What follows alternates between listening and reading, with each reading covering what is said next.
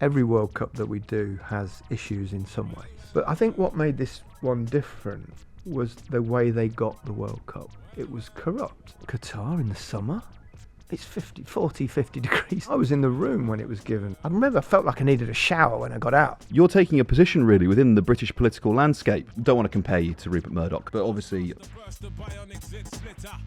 Hello, I'm Oli Dugmore and welcome to Unfiltered. My guest today used to be a footballer. A world-class striker, he won the Golden Boot at the 1986 World Cup.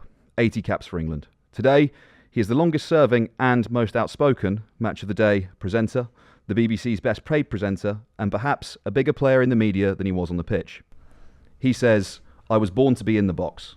I learnt how to be on the box, and I'll end up in a box. Gary Lineker, how's tricks? It's great that you start with my funeral. Yeah, a cheery place to start things off. How are you otherwise? You okay? Yes, all good, thank you. Yes. Good, I'm glad to hear it. We're talking on a Monday. Obviously, Match of the Day airs on the Saturday, so a day off today, chilling out. What's your sort of routine like midweek?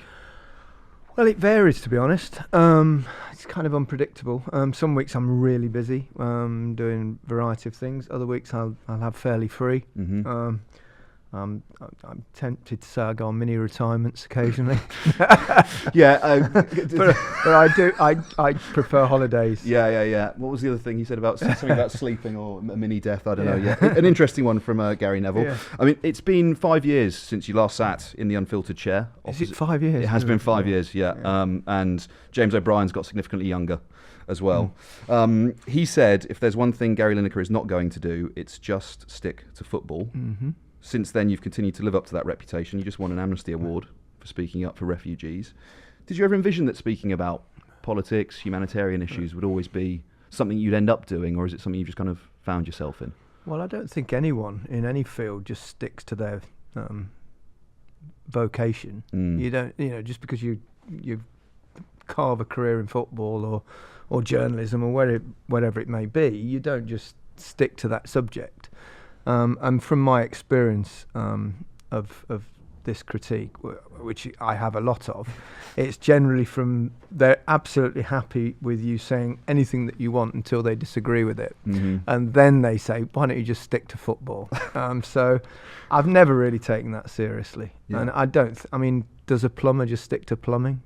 No, I don't think so. I also think when people say, keep politics out of sport, it's sort of an ahistorical reading of sport, particularly football in Britain, right? They're intrinsically linked anyway. Yeah. And politics sneaks into everything. Of course it does. So you can't really avoid politics, whether you're in football or any other walk of life, I think. Absolutely. As with all of our guests on Unfiltered, this is a conversation about how the events of your life made you who you are. So I think it makes sense to begin at the beginning. Were you encouraged to speak your mind as a child? Were you, in your house, was it a place where you could have ideas and talk about issues? I was incredibly shy as a child. Really? Yeah, I still am in certain areas, large groups of people, things like that. I'm always a little bit small talk. I'm not very comfortable at that. So no, I was very quiet. As a child, just played sport, really. In those days, I did want to stick to football, but I also had to go to school occasionally, which I didn't really enjoy very much. And I was pretty shy, very tiny. Like I was kind of the nerdy-looking kid with the sticky-out ears and the goofy teeth. And if I hadn't been good at sport, I probably would have been bullied. So you played sport at school, obviously. You loved cricket as well as football, right? Yeah. How were you? Let's talk about the side you probably don't want to talk about as much, the academics. Were you... No, I was all right. I was all right, but just didn't enjoy it and didn't like doing... didn't like working at home, homework, stuff like that. Yeah. And I was so kind of devoted and ambitious to be a sports person that's the only thing I wanted to do. I didn't want to go and sit in a classroom doing physics and various other subjects.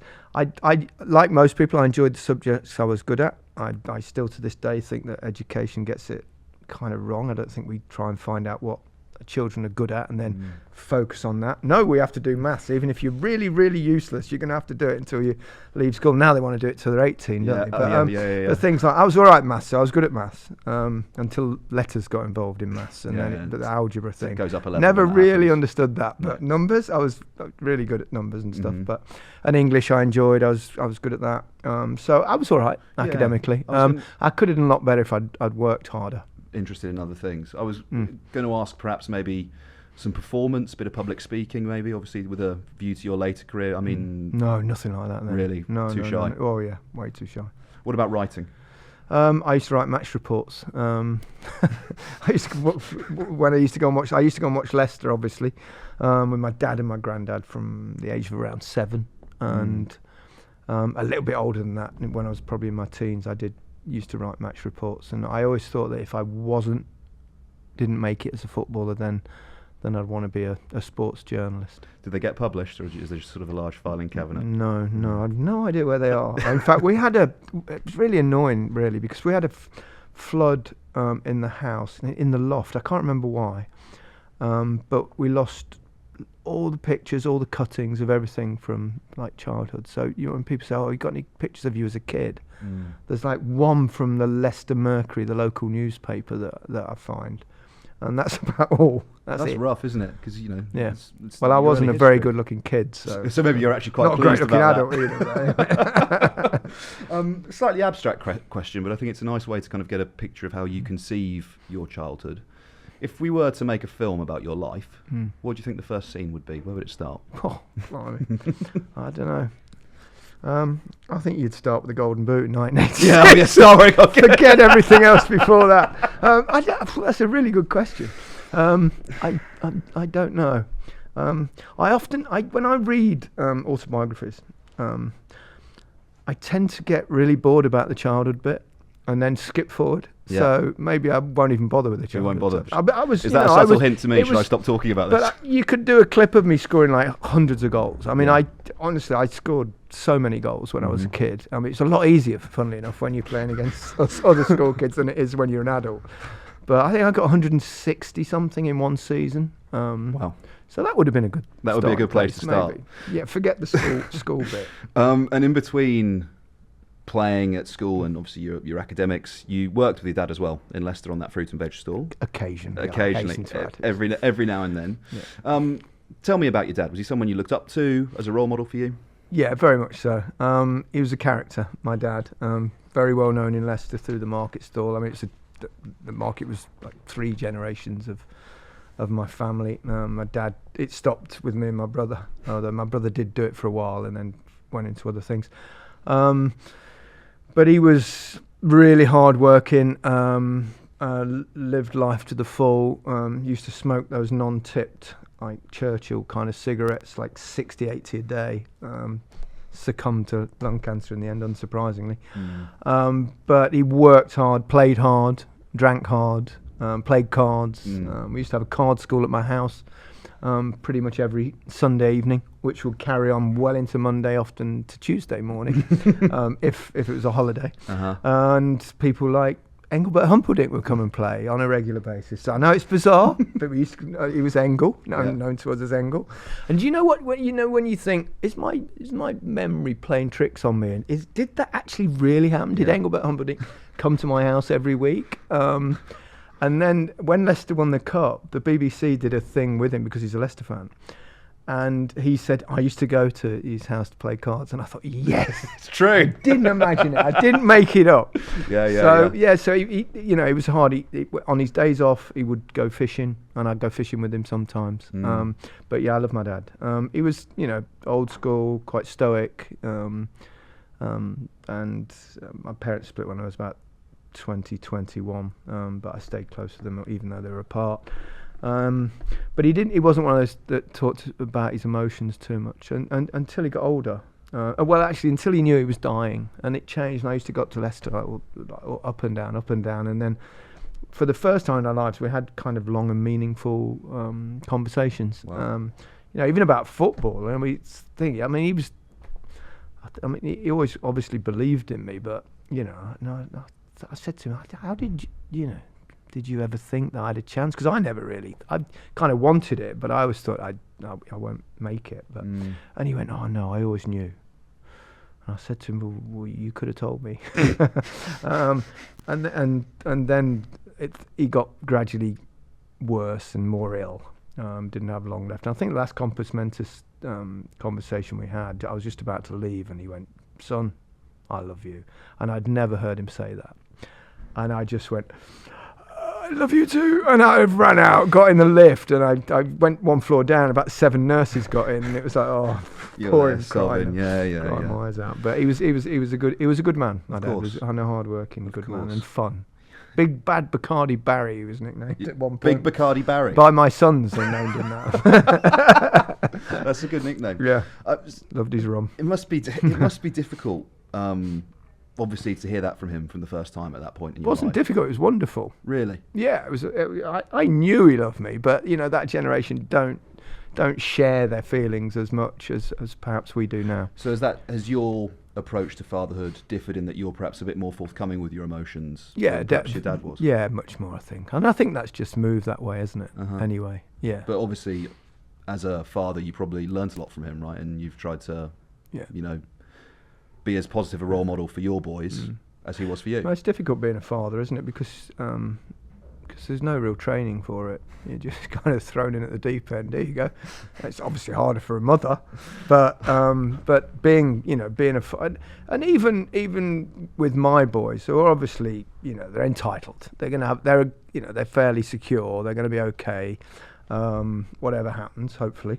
But even then, it's that balance, isn't it, between making sure that they're secure but not spoil, and it's a very difficult balance to find. What's right, what's wrong, what do you give them, what do you make them go for themselves, and trying to find that I've found difficult at times, but I've kind of worked out what the way I think is fair. But you want them to have drive as well, so it's tough for any parent, that I think. I mean, it's a lot better problem to have than if you're really struggling in life, but nevertheless, there must be a degree of pressure as well. When your father is so successful, both as a footballer and also in the media. I think about myself in that position. Obviously having someone to look up to, but also it would manifest itself as pressure to to perform and feel like perhaps that you haven't fulfilled your potential when you know that your dad had it in as much as you do. Yeah. I tell them I'm way better than them at football and stuff like that. Just keep them in their place. Take them down a peg. No, you're absolutely right. I suppose it's. I don't think it's something. I think they're quite proud of it as well. The fact that I've done okay in life. But I don't think any of them have got like that competitive need to do better than me in their, whatever their field is. But at the same time, I do genuinely feel they want to please me and want to do well, not just for them, but for me and their mother as well, of course. So.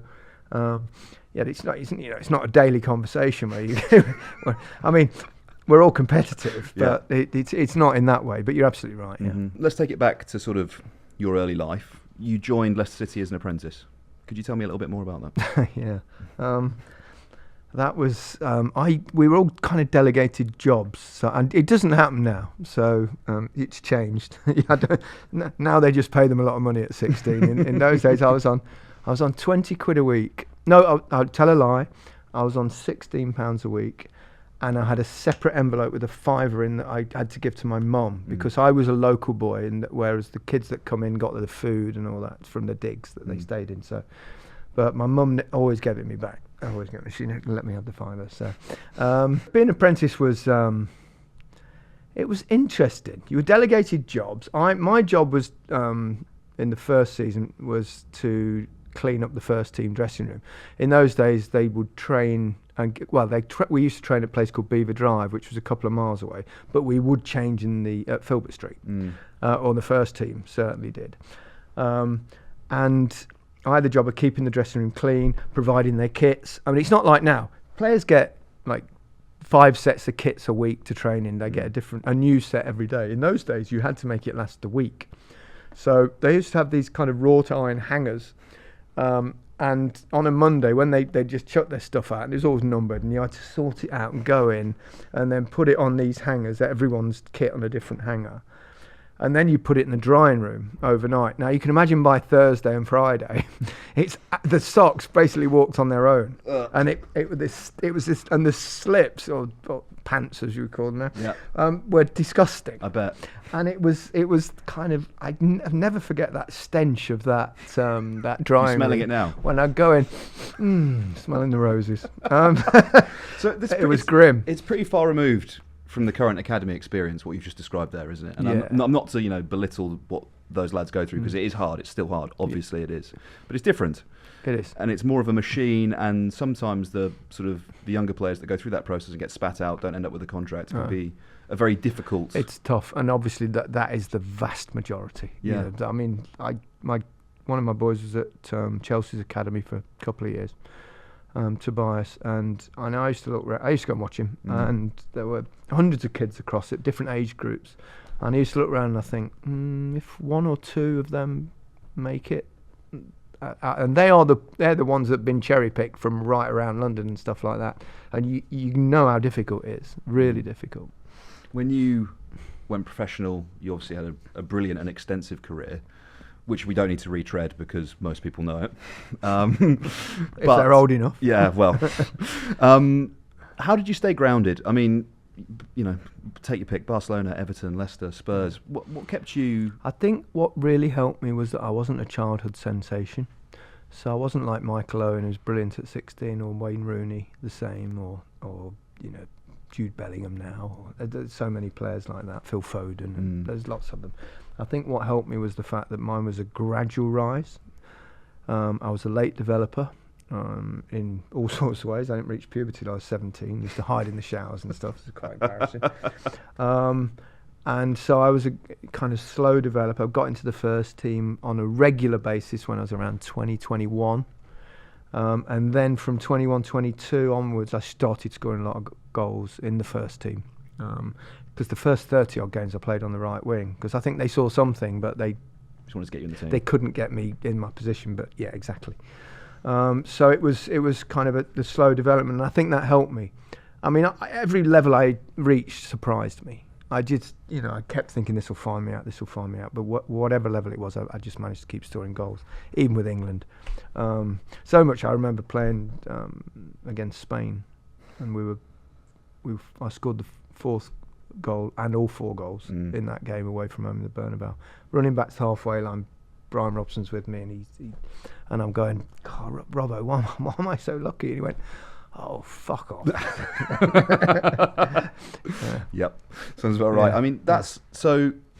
The summer you went to Barcelona, Golden Boot. Then you agree you're going to go. You get married. Yep. Honeymoon. Yep. Off to Barcelona. Whatever you do, Ollie, don't get married.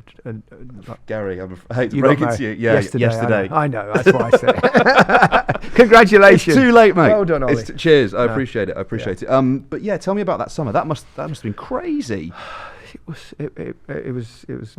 mad. I'm going to go back to my dad as well. He was the only person on earth who backed me to be top scorer. I think he got 16-1. I think he got or something, which was not a very generous prize, but he won a few quid then. So it was a mad summer. So I finished an amazing season at Everton. Best team I ever played in, best club side I ever played in.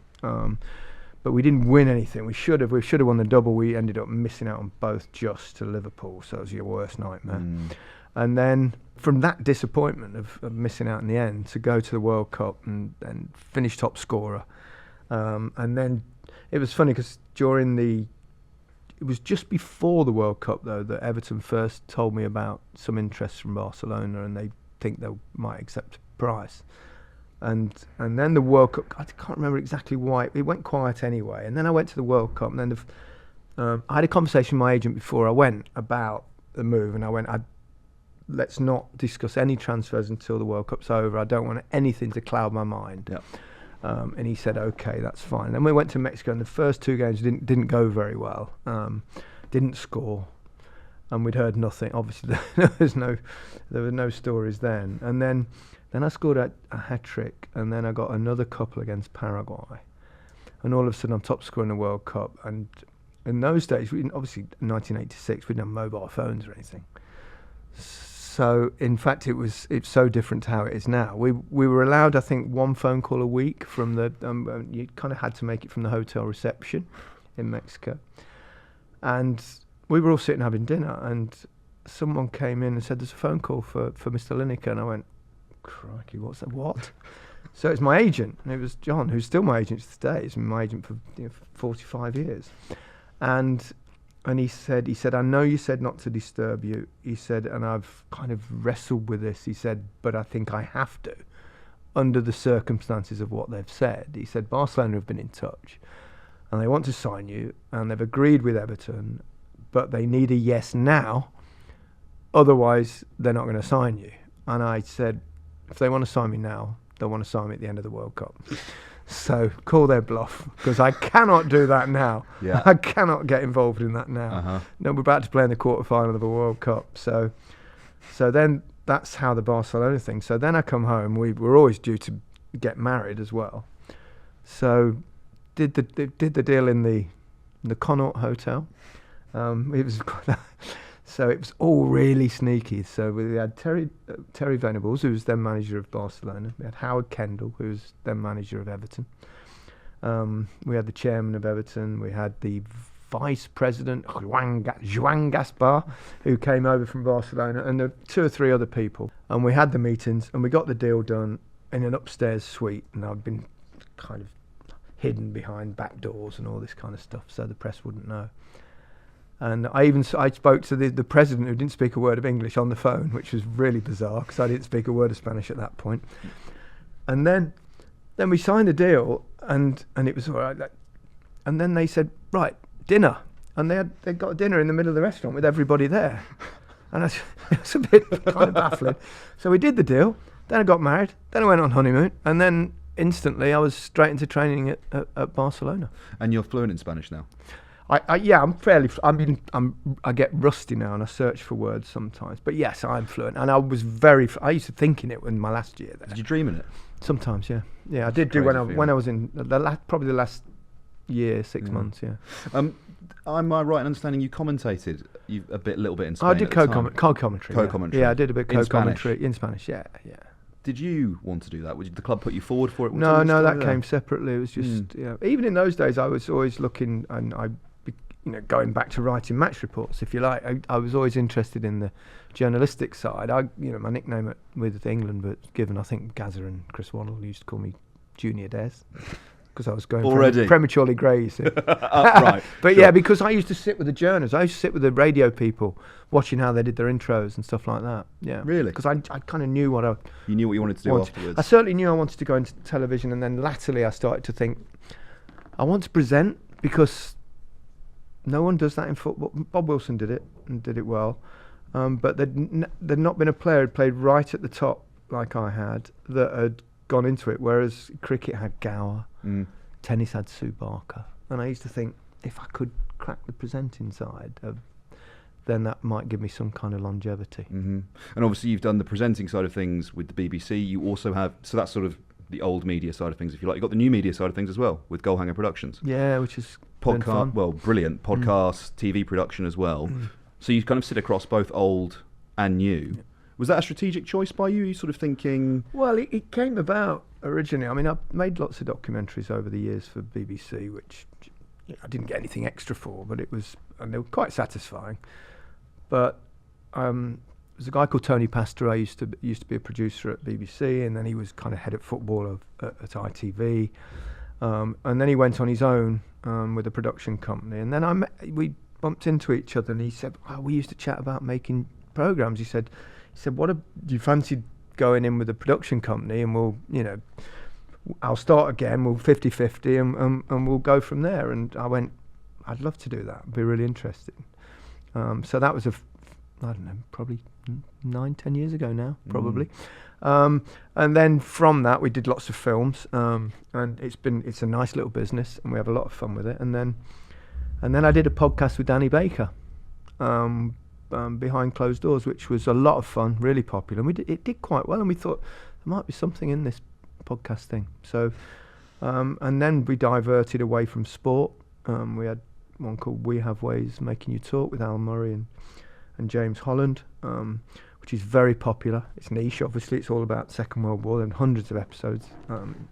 And then rest is history, and then the rest is and they've become, well, they're giants. I mean, they really are. I mean, and the guys are great, and it's become a lot of fun. It's really, really good. Something different. I'm trying to understand the sort of the new media, old media angle here. So live sport on TV is probably one of the only times that a younger audience these days tunes into their television. Absolutely. Yeah. And you're probably quite uniquely positioned, to be honest with you, in terms of TV broadcasting, to be accessing that audience, because the rest of the time it's non-linear, right? It's iPlayer, it's Netflix. Yeah, I mean, and a lot of the football now and live stuff is going on iPlayer. I mean, the iPlayer numbers for the weekend when we did the FA Cup final were really about 3 million on iPlayer. Really? Watching it live on iPlayer. Okay. So, and obviously some of them will be watching it later. Yeah. So it's an interest in the way it's shifted. So I mean, it means TV audiences were always judged on people who, the buttons on the back of people's TV sets and all that sort of stuff. But now I think it's easier probably to get more accurate data from the iPlayer and things like that. So it has shifted. And I was talking the other day. When was the last time you certainly as a young person? When was the last time you actually went, right, let's see what's on telly? And you go scroll down BBC One, BBC Two, ITV, Channel 4, but you just don't do that anymore, do you? You pick and choose. The big, I think, certainly for terrestrial TV, the big moments now are definitely sport. Definitely, they get the biggest numbers by a mile. Reality TV shows that youngsters will watch as well. And maybe big news events. Yep. And it's quite interesting the way it's changed. And so you've got to kind of try and shift with it a little bit. I always thought I was a bit of a freak for sort of re-watching or revisiting a sporting match that already happened and you already knew the score, that I'd want to go and just see how the game went. During the World Cup, I mean, we don't have to go too far in sort of audience habits and stuff, but was it a similar story? Was a lot of iPlayer viewing rather really than, was, yeah. Really? I think that's the first time we've gone, gosh, this is a real shift. Yeah. Because don't forget, when I perhaps played in the World Cup, and I think Italia 90 was probably the first time that you saw no cars on the streets and stuff. People had to get home to watch it. Yeah. Whereas you don't now. You can watch it on your phone, even on your iPad or whatever, wherever you are, even when you're at work. So it's definitely changed. How much of what you're doing then, looking at the podcasting space, is sort of not a bet, but a decision to think audiences are changing? I still want to be a part of this media landscape, whether it's as a business owner, whether it's as a presenter, and that's where I think it's going. Is that kind of... Well, particularly in the production side of things, because what we've got like kind of two wings to our business, and on the production side, in terms of TV shows, you have an idea, then you have to try and pitch it and get it commissioned. So you go around, and then you've got to kind of conjure up a budget from somewhere, and then try and make it. In a podcast, you just go, fuck it, we'll just do it. Exactly. Yeah. We'll just do it. And there's no real, to make it, the costs are not, huge. You need good people. It's all about people.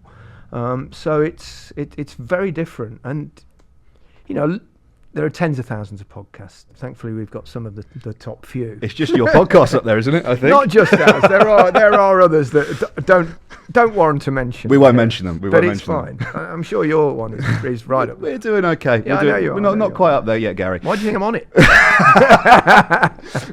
But that's the point, right? Particularly with The Rest is Politics. That is Alistair and Rory. Yep. Loads of people listening, and that's a lot of influence within British society. It is, and it's good, and they're good. We talk about, I don't know, don't want to compare you to Rupert Murdoch because that's unfair. But at the end of the day, I look the same. Fuck, that's rough. That's rough. But it's a lot of influence. If we're talking hundreds of thousands of people listening to these two people talking about politics, and that's a lot of influence. I know, obviously, you're not on the show, or you did a leading interview with them, didn't you? But it's them presenting it. But still, you're taking a position really within the British political landscape. In the same way when you tweet about issues that that wasn't necessarily our plan. But you're absolutely right in a way. I suppose I think we do influence things. They do anyway. Definitely. Those two. And I think we've been through a period of this tribal kind of diverse thing. You've got, extremes on both sides shouting loud and stuff. And I think if we've done something, and I hope it's important, I think, and Rory and Alistair, is that this whole thing about agreeing disagreeably and all that kind of thing. But I think they're appealing to what I think most of us are. I think most of us are kind of somewhere in the middle, either to the right or to the left, and it's fine. But I think what we've had is it's the ones that shout the loudest we notice the most. So we think anyone on the right is like extreme right and hates everybody on the left, and everybody extreme left hates everybody on the other side. So I think if we do one thing, or I hope we did, it wasn't the plan at all, is to actually bring some decency back and stop the tribal nonsense, and I think that's important. And the boys are great, and I think the important thing with podcasts is the chemistry between the two, and it's the same with the rest of this history boys. Yep. Tom Holland and Dominic Sandbrook, who are so excellent, and I think people have a connection with the people, and if we bring things back to the centre and some kind of good, niceness rather than hatred and abuse would be a really good thing. Yeah, so I think, okay, there's a lot I want to talk about here. So I totally agree with you, especially at the format where it's two people having a conversation. There's so much more room for nuance. It's a lot more subtle. You do, of course, have a very, very popular Twitter account, and I wonder whether there's a difference between popular to some, less popular to others. Yeah, fair enough. But there's less room for nuance on Twitter, isn't there? And I guess that probably. I'm a bit worried about Twitter now. It's kind of. Go on. It's drifted lately. I don't know why. But What could have happened? Well, I think what's happened now. There was a time when I was on. And I'm talking about personal here, not generally on Twitter and whether it's good or bad. For many, it might be good, but before Musk, before the whole blue tick paying thing, which I did pay for. I paid it for ages ago because you get edit button, which is really useful. It only works for 30 minutes, but I used to hate it when I make a spelling mistake or something, or something like that. So I actually bought it, and then it became shameful to have bought one. But the problem now is, I don't know about you, but it used to get two columns, didn't you, that you could read? The one with everybody on it, which was like a cesspit, and ruined by nasty people, ruining it for all good people. And then you get a thing which I read, which was other blue tick people and people that I followed. Whereas now that blue tick thing, everyone's got one, and so I can't even look at that now, because engage with people. You will have that small percentage of people that absolute troll you and hate you, and it's kind of awash with that, and it ruins it for all the nice people and the good people, because it's nice to engage with people, but if but they spoil it for everyone, and I think Twitter's gone down that now, and it's kind of, it's probably for the best, maybe for a reason, but I backed off a little bit. Not for political reasons or anything like that, but just because it's just become not as pleasant a place as it. I mean, it's never been wholly pleasant, but I think it's worse. But basically, there's a lack of meaningful discourse in a way that before you'd be able to have conversations with people. You could tweet something, go back. Which I don't do now. You can't do it now. No, not really. Do you think that was kind of reflected in the whole? We don't need to retread it, but the whole palaver recently with the BBC. Do you think there was a bit of lost meaning in what you were saying, and didn't have the ability to go back and chat to people about it? And that was probably a prime example of it, where I wouldn't have seen that reply that I got under the old Twitter. So I wouldn't have been I wasn't angered, but I was just, I did a riposte that I wish I hadn't done, only because of the furore that followed. I don't take a word back what I say. I think I was factually correct, and which is why I stood my ground. I don't think it was like a necessarily opinion thing. I think it was factual. So, but yes, I probably wouldn't have seen that otherwise, and life would have been a bit calmer. It was a surreal few days. I kept thinking, this is really about not very much at all. But anyway. Yeah, I mean, it was. I remember it was massive. So you had reporters camped outside your house, right? 6 days. You got 6 days, morning till night. Doorstepped, walking Filbert, I think. I did walk in Filbert. I remember on the Friday I had when it really kind of shit hit the fan, and as it, so to speak. I remember thinking I was going to have lunch in town with a couple of friends, and I thought, "Craig, I'm going to get. I don't want them all following me to the restaurant." But I always get the train anyway. But I'm thinking, "Oh, they'll come and I'll be on the bloody train now. Embarrassing will that be?"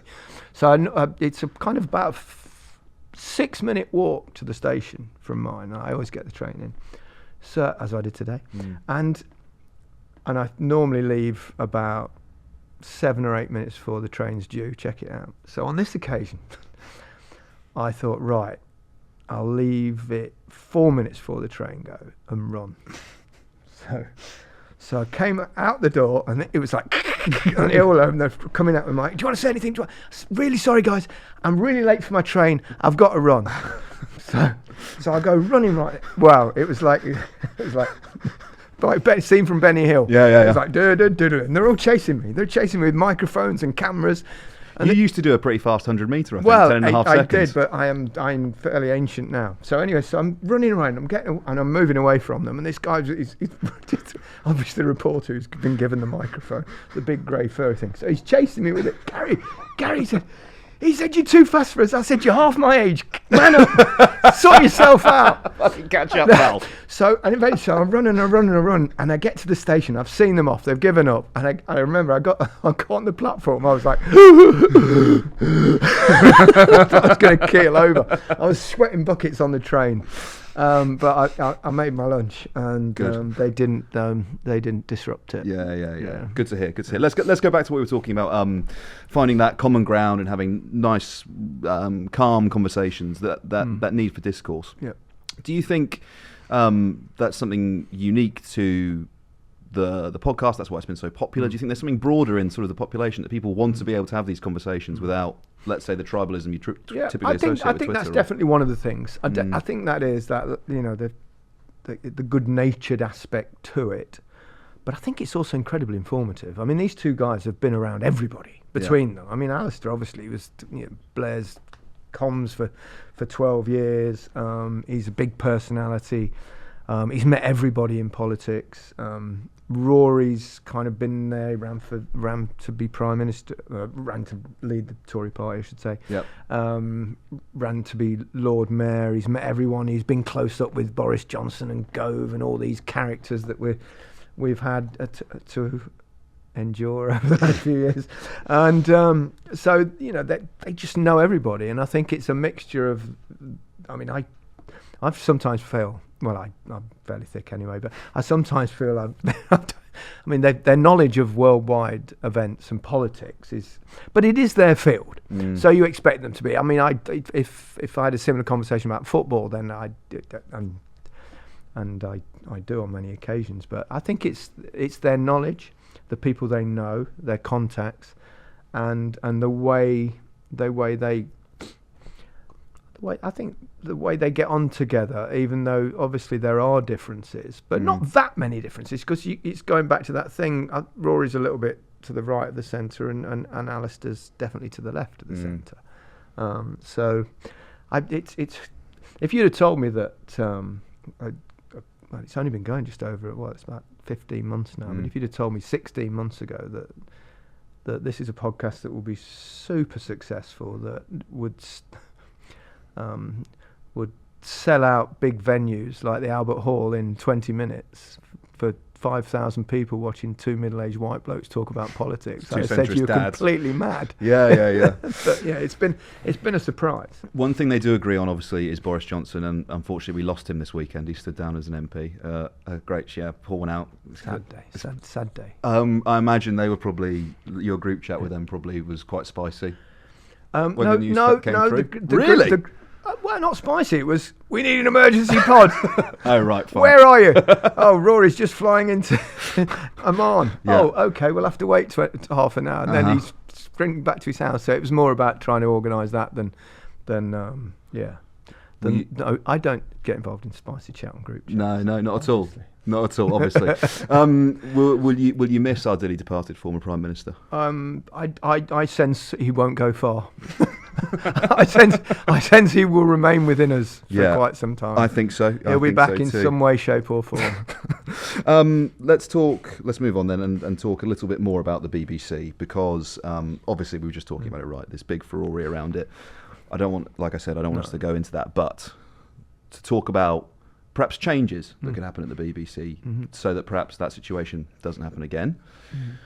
Do you think the political involvement that perhaps Boris Johnson was involved in with selecting, let's say, Richard Sharp, etc., that whole thing, do you think that needs to go? That should change? I think that should have. I think that the fact that the government of the day, now whether that's Labour or Conservative or any other party that may emerge, is by the by. I just don't. It doesn't seem right if you're so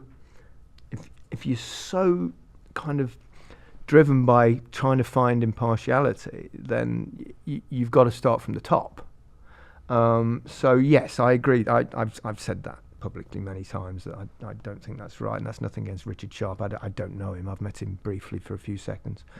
So I think that's important, but it's very difficult, and it's very difficult for the BBC because the impartiality thing is so tough to get right, because if most people, if they're on the right, they are absolutely convinced the BBC has a left-wing bias. The people on the left are absolutely convinced that the BBC has a right-wing bias. So you're constantly fighting that. So it is very difficult.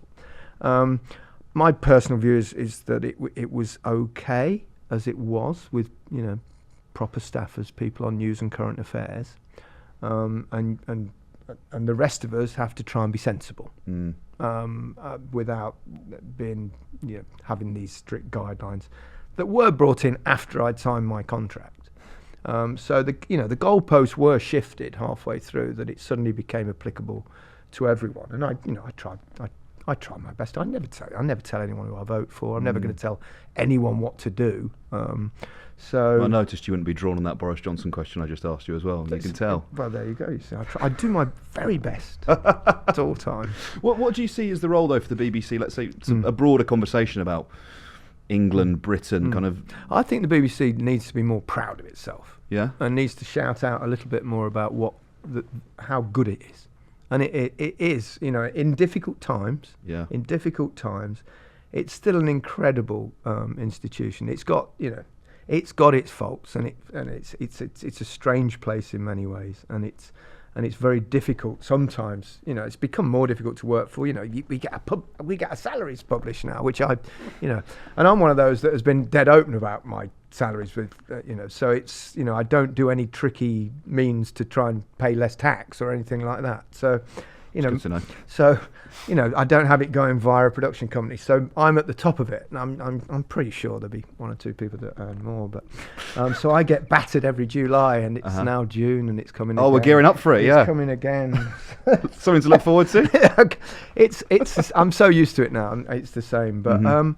But I think what we should do is remind people of how good we do sport, how good we do news, of how good we do drama, of how good do we do so many different things, and how good value it is. The license fee, it's like the price of a cup of coffee a week, and I think there's a lot of good in there. And I think sometimes, rather than be defensive all the time, it's actually go out on the attack, and sell it for what it is. It's a fantastic product. Let's talk. Well, can we delve a bit more into the phrase you used there, difficult times? Are you talking in general? Are you talking about something specific right now in Britain? What did you mean by that? Well, I think it's probably the shift with social media. Right. That perhaps there's so many more opinions are heard, and particularly those that are on either side, wherever it is. It goes back to that point about people that. The most extreme shout the loudest. So I think the BBC has to try and come to terms with that, and I think that's it's one of the downsides of social media. I think there's a lot of upsides, but I think you could say it gives lots of ordinary people, a voice. So you could say it's a thing of good, but I think it does make it more difficult for a kind of national broadcaster. I guess on the one hand, you can say positive things or make statements about climate change or refugees, and then on the other hand, it might be Richard Madeley shouting at you in an interview going viral, and this kind of that was very odd. Yeah, it was. It was a bit Partridge, wasn't it? A little bit. A little bit. Was that at the time? No, that was more recently, wasn't it, that happened? Yeah, it was just a couple of weeks ago. 3 weeks ago. Weird. Can we talk a little bit about the World Cup, if that's all right? Absolutely. Football, sticking to football. Sorry, we'll stick to football. We've done far too much politics now. We have to get back to football. How was it working in Qatar? What were the conditions? I know there was a lot of talk beforehand about the politics of it. Yeah, it was as I expected. Really, it was different, and there were pros and cons. You didn't quite get that atmosphere that you normally get at a World Cup, because there weren't as many visiting fans, particularly from Europe. Although there was a different kind of fans were coming from different areas of the world. Like a lot of fans came from North Africa, which was good. You even had a lot of Asian supporters coming. So it was a different kind of atmosphere. Probably the fact that there were no alcohol around, but bar. So that probably calmed things down, which is not necessarily a bad thing either. So it felt very safe. It did feel a little bit different in the atmosphere sense, but at the same time, it was pretty well organised. Although it was very controlling, queues around things and stuff which was different. But the real positive from a personal and selfish point of view was that normally when we go to a World Cup, we're parked up in some important place in that country's capital, like in Red Square we were overlooking in Moscow, Table Mountain in South Africa, the beach in Rio, which was bearable. But we hardly got to see a game. Yeah. We'd watch it on the telly like everybody else. And we're trying to do the analysis and stuff off there. Whereas in Qatar, because it's so small, the furthest journey to any game was 40 minutes. So we did every single match in the stadium and watching the game, which is so much better for us. And that was a real plus. So there are pluses and minuses, and some people had really good experiences there, and I know perhaps some found it more difficult than others, perhaps because of the kind of homophobia that is kind of coursing through their veins. You felt the need as well at the beginning. I think it was literally the first broadcast, wasn't it? You guys did a piece about migrant rights, about LGBT rights. You focused on all of it, and I think that was fairly extraordinary, really, for sort of a World Cup broadcast. I mean, unless you could think of a previous example. I think there was a reason, really, because I think that made this one different was not necessarily the human rights issues, because every World Cup that we do has issues in some ways. So we went to Moscow a few years after they'd already invaded before. We were in Rio, and there were massive demonstrations everywhere about the fact they shouldn't be spending fortunes on building stadiums when they've got social problems. In the safety in South Africa was a big thing, talked about before. So there's always been kind of something. But I think what made this one different was the way they got the World Cup, that it was corrupt, and we know that. Their evidence is all there, and I was in the room when it was given to Qatar, and it wasn't about the fact that England didn't get it, because we weren't up for that World Cup anyway. Yeah. It was the one with Russia that we lost to. But it was just Qatar in the summer.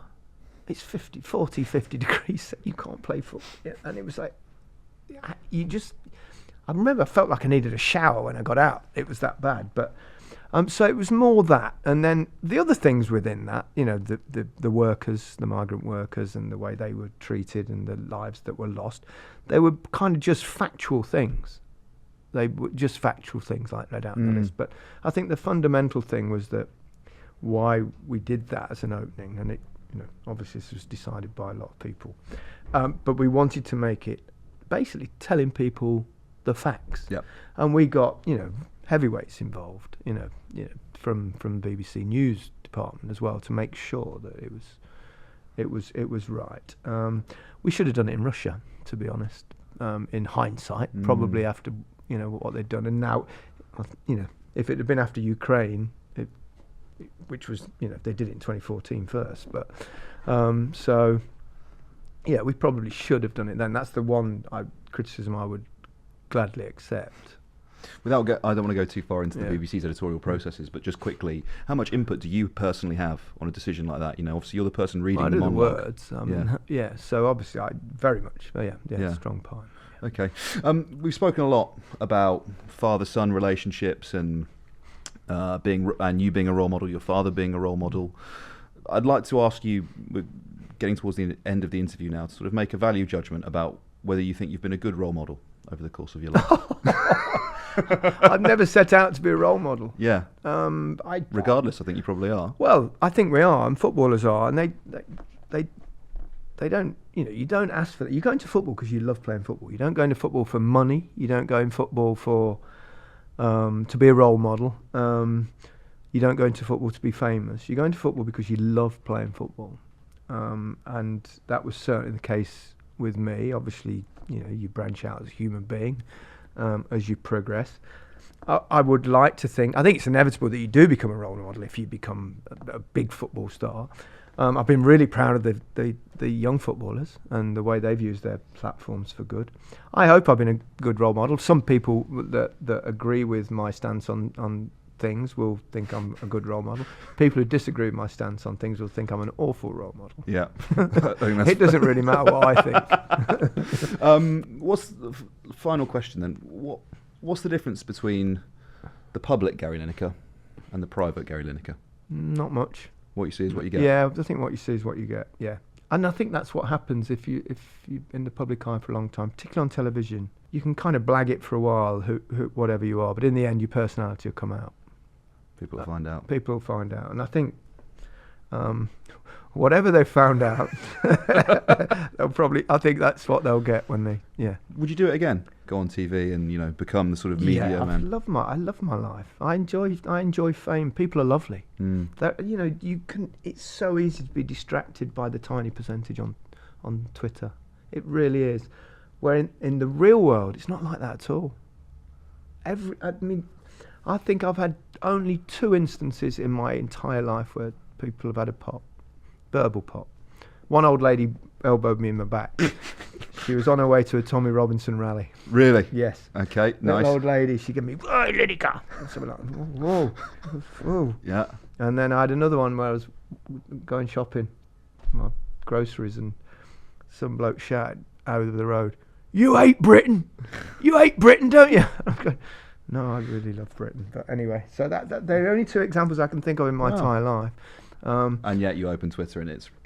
Well, it's not. It's the same. It's the same lot every time. It's the same people. So it's not. But in the street, it's amazing. It's really, people are lovely, and I enjoy that. I don't mind admitting it.